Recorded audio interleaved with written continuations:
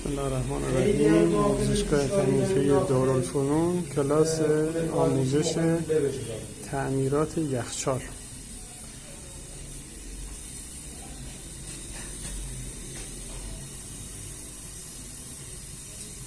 آموزش نحوه صحیح جوش لوله‌های مسی.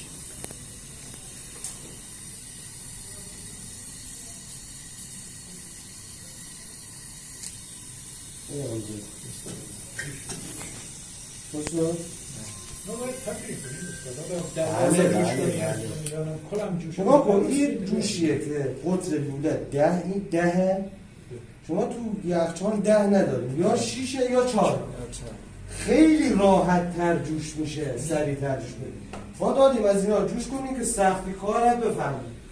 این کوش مخصوص تهویه مطبوع داخل لوله کولر گازه. مثلا شمعه باید اینجا بوده که رابط زدن از چیز بوده، فرنگی بوده، دو فیتینگ بوده، چیز گذاشتن از لوله 8 با خاطر دو سر استفاده کردن که دیگه جوشش دادن.